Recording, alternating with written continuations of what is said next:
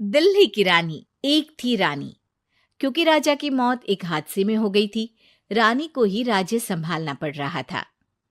रानी का नाम था रानी रश्मिवती। रानी ईमानदार थी और प्रजा की सेवा में लगी रहती थी। एक दिन उसके दरबार में 3 नौजवान आए, रमेश, सुरेश और दिनेश। कहो, क्या सहायता कर सकती हूँ मैं तुम्हारी? हम आपके दरबार में काम करना चाहते हैं ताकि जनता की सेवा कर सके। लेकिन अभी तो तुम्हारी उम्र बहुत छोटी है। तुम लोगों को तो अभी अपनी पढ़ाई पर ध्यान देना चाहिए। हमारा मन पढ़ाई में नहीं लगता। माता पिता को लगता है कि हम किसी के लायक नहीं है और हम साबित करना चाहते हैं कि हम लायक हैं। उत्साह बहुत अच्छा है, मगर अभी उम्र कच्ची है तुम लोगों की। अरे उम्र से क्या होता है रानी जी? शास्त्रों में लिखा है कभी किसी के ज्ञान को उसकी उम्र के आधार पर नहीं देखना चाहिए। बात तो सही है तुम्हारी। और अगर सच में तुम अगर ये संकल्प करके आए हो कि तुमको यहाँ काम करना है, तो पहले परीक्षा देनी पड़ेगी। 3 परीक्षा, एक शारीरिक परीक्षा, एक बुद्धि की परीक्षा और एक देशभक्ति की परीक्षा। और ये क्या है? वो मंत्री महोदय तुम्हें समझा देंगे। हमारे पास समय नहीं है। अगर तुम लोग तैयार हो तो बताओ। हाँ हाँ, हम तैयार है किसी भी परीक्षा के लिए। मैं भी तैयार हूँ कुछ भी कर गुजरने के लिए। तो ठीक है मंत्री जी, आप इन तीनों की परीक्षा कल से ही शुरू कर दीजिए। जो आ गया रानी साहिबा। अगले दिन से ही तीनों की परीक्षा शुरू हो जाती है। पहले शारीरिक परीक्षा, यानी किस में कितना है दम, ये देखेंगे हम। क्योंकि शरीर में दम होगा तभी तो प्रजा की सेवा में दम लगा पाओगे। हमें क्या करना होगा? वो पेड़ दिख रहा है, जो सबसे पहले चढ़ेगा उस पे दरबार में नौकरी पाने के अवसर उसी के बढ़ जाएंगे। मैं चढ़ता हूँ। अरे रुको रुको, गिनती गिनने दो। 1, 2, 3। 3 की गिनती के बाद रमेश और सुरेश भागकर पेड़ के पास गए, मगर दिनेश आराम से पेड़ के पास गया। जैसे ही रमेश और सुरेश आधे पेड़ तक चढ़ गए, दिनेश ने उन दोनों की टांग पकड़ के उन्हें नीचे गिरा दिया और खुद पेड़ पर चढ़ गया। दिनेश की जीत हुई। अरे लेकिन इसने बेईमानी की। बेईमानी नहीं की, बुद्धि लगाई। शरीर के दम के साथ दिमाग में भी दम होना चाहिए। क्यों मंत्री जी? हाँ हाँ, बात तो तुम्हारी सही है, लेकिन बात अगर बुद्धि की है तो बुद्धि की असली परीक्षा हम कल लेंगे। शाम को जाकर मंत्री रानी को सब बता देते हैं। यानी दिनेश उन सब में ज्यादा होशियार है। जी रानी साहिबा। अगले दिन तीनों की बौद्धिक परीक्षा का समय होता है। आज हमें क्या करना है मंत्री जी? थोड़ा सब्र करो, कल जल्दबाजी में ही हारे थे तुम। सही कह रहे हैं मंत्री जी। अरे तू क्यों ज्यादा बोल रहा है? तू भी तो हारा था ना कल। ए दिनेश, ज्यादा होशियार मत बन। अरे अरे अरे, लड़ो मत। आज की परीक्षा पर ध्यान दो। आज की बौद्धिक परीक्षा में ये कुछ बोरे हैं, कुछ में नमक है और कुछ में रुई। जिसको जो ले जाना है उठा लो। देखते हैं कि कौन जल्दी से कोई भी एक बोरा नदी के उस पार लेकर जाता है। समय शुरू होता है अब। तीनों बोरों की तरफ बढ़ते हैं। सुरेश, नमक की बोरी भारी है, ले जाने में मुश्किल होगी। हाँ हाँ, सही कह रहा है, रुई हल्की है, हम दोनों रुई लेकर चलते हैं। अरे भाई, मैं तो नमक लेकर जाऊंगा। रमेश और सुरेश ये सोचकर हंसते हैं कि आज तो दिनेश हार ही जाएगा। दौड़ शुरू होती है।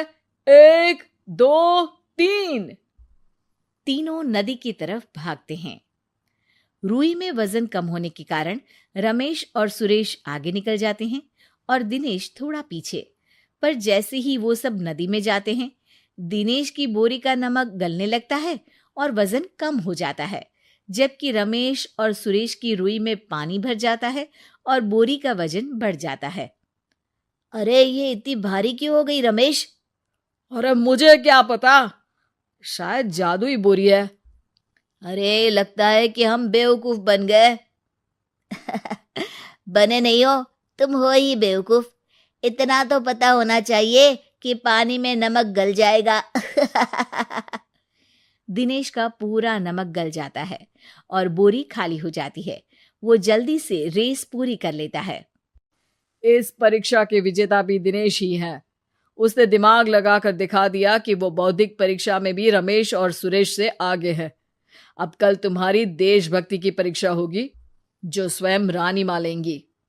रात को फिर मंत्री रानी के पास जाकर बता देते हैं कि आज की परीक्षा में कैसे दिनेश ने अक्लमंदी दिखाई और बौद्धिक परीक्षा में भी उसी की जीत हुई। अरे वाह, दिनेश तो हमारे बहुत काम आ सकता है। हम उत्साहित हैं कल की परीक्षा के लिए। वो तो ठीक है रानी साहिबा, लेकिन हमने सुना है कि पड़ोसी राज्य का राजा आकाशदीप हमारे राज्य की सीमा में घुसपैठ कर रहा है। ये तो चिंता की बात है।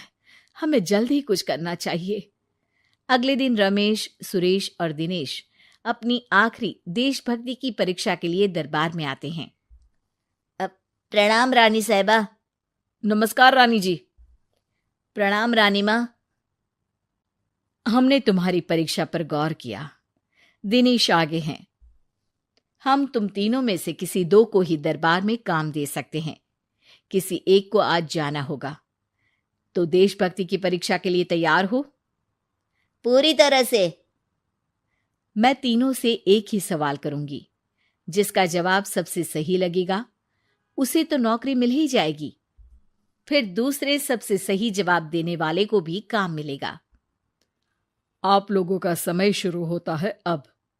ज्यादा सोचने का समय नहीं होगा।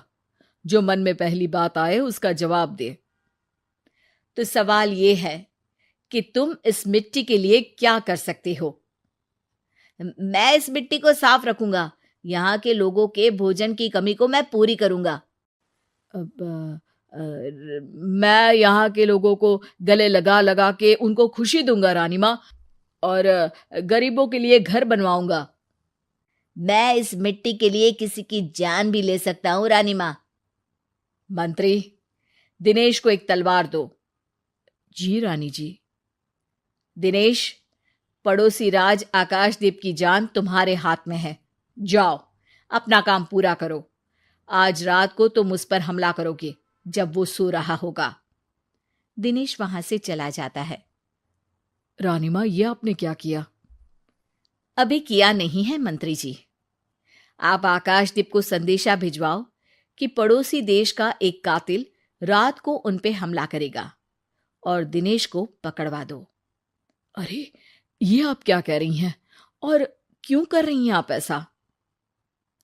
राजा को लगेगा कि हमने उसकी मदद की, उसकी जान बचाकर। वो हमारे राज्य का पीछा छोड़ देगा और हमारा एहसानमंद हो जाएगा। और दिनेश का क्या होगा? इस राज्य को दिनेश जैसे शातिर और लड़ाकू लोगों से ज्यादा जरूरत है, ऐसे लोगों की जो लोगों को खाना खिलाने की और खुश करने की बात करे। और ये गुण सुरेश और रमेश में है। इन्हें नौकरी दे दो। दिनेश बहुत चतुराई से नौकरी हड़पना चाहता था, जिसके लिए उसने रमेश और सुरेश जैसे दोस्तों का भी नुकसान किया।